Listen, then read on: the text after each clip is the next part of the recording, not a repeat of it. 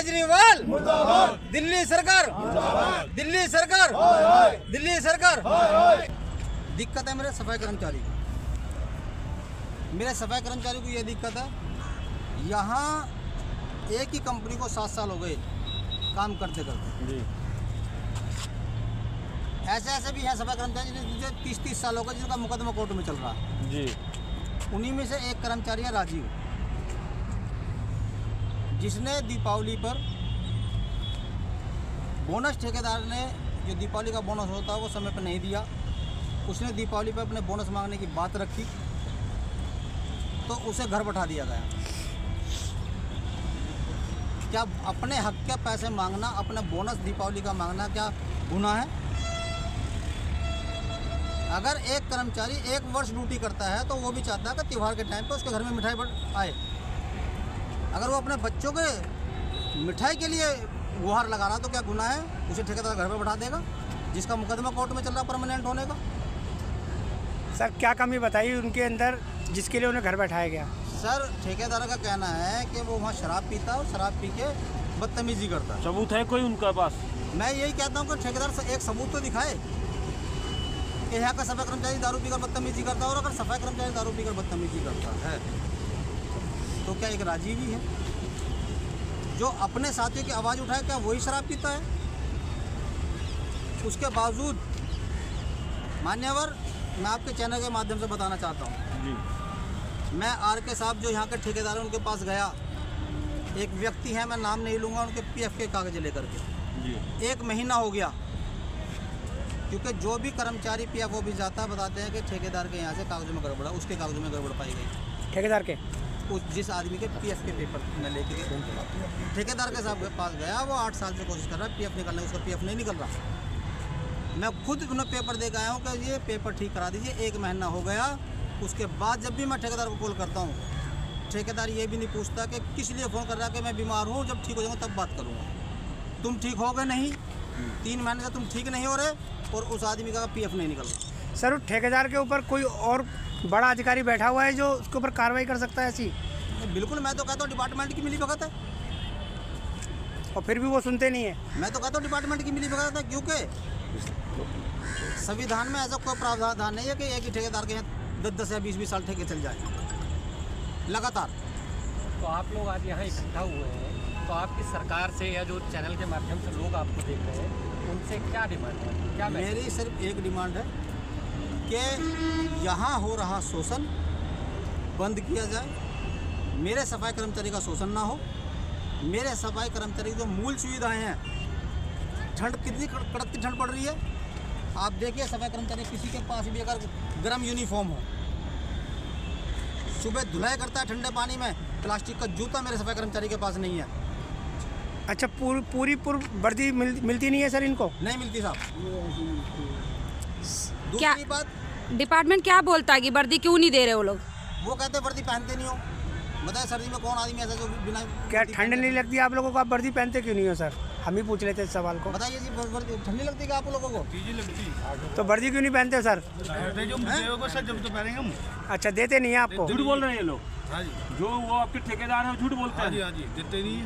Medical सुविधा, अगर यहाँ कोई सफाई कर्मचारी शिविर में गिर के कोई सफाई कर्मचारी मर जाए, शिविर में गिर के कोई सफाई कर्मचारी बीमार हो जाए, आज तक किसी भी कर्मचारी का ESI मेडिकल सुविधा का कार्ड नहीं है इनके पास। अच्छा, मेडिकल सुविधा तक ठेकेदार नहीं दे रहा है। तो वो ठेकेदार रखता किस बिना पे है? लोगों को केवल सफाई के लिए बस रखता है? सफाई के लिए रखता है। और बाकी अगर उनके साथ कोई दुर्घटना होती है उसके लिए कौन जिम्मेदार है? कोई जिम्मेदार नहीं है यहाँ कोई जिम्मेदार नहीं है उस चीज़ का।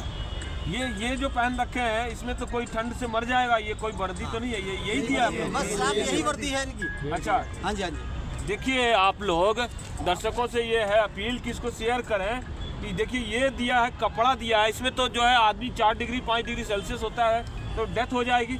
और ये बताइए कि ये जो आप लोगों को मतलब ये कहते हैं कि ये नहीं देंगे वो नहीं देंगे, तो क्या इसीलिए कि वो परमानेंट नहीं हो पाए? परमानेंट नहीं हो पाए, जबकि ESI की सुविधा देने से क्या परमानेंट होने में सुविधा मिलती है, सपोर्ट मिलता है? नहीं सर, हेल्थ में सुविधा मिलती है।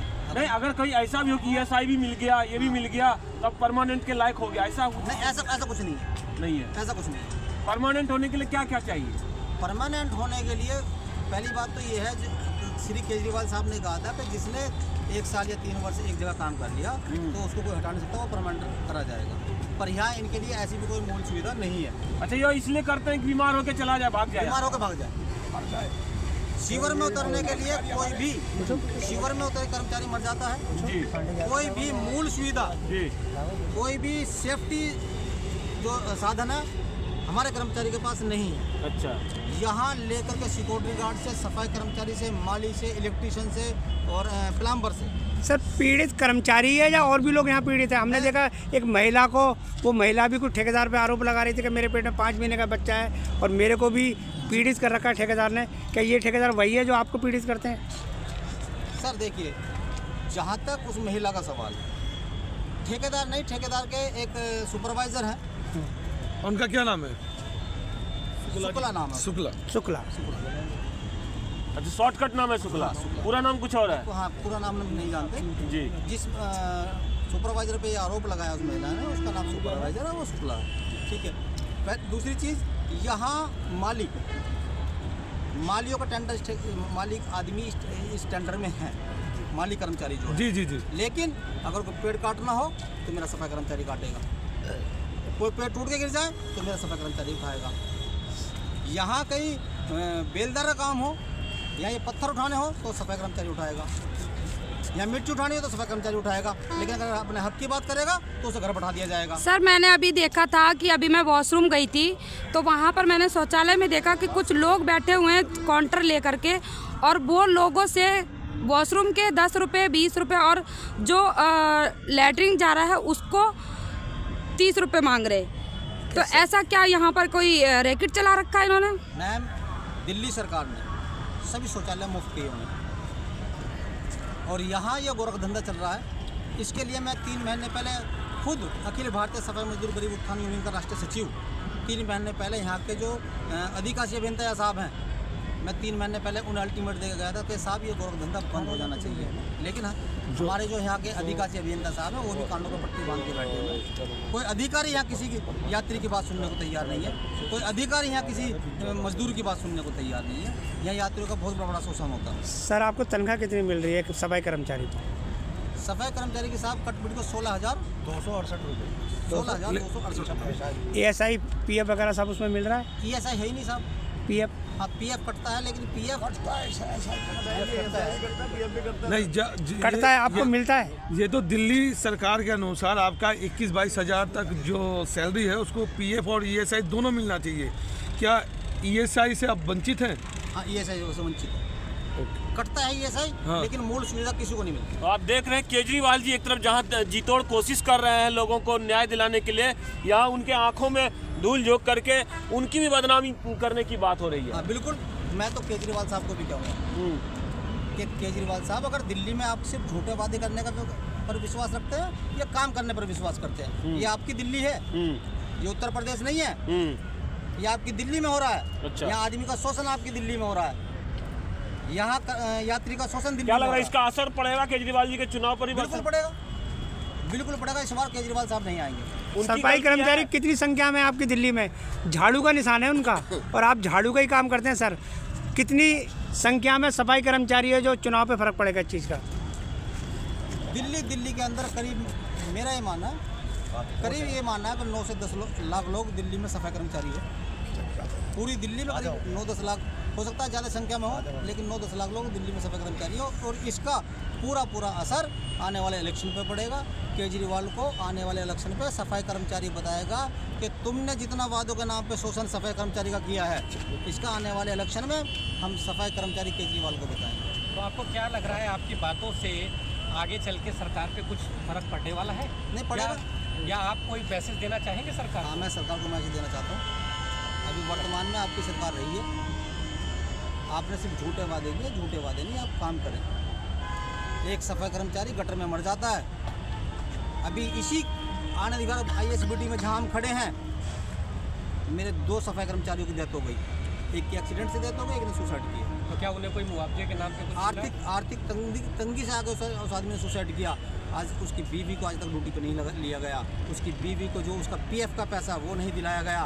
आर्थिक कोई मदद उन बच्चों की नहीं करी गई, कोई नहीं करी गई।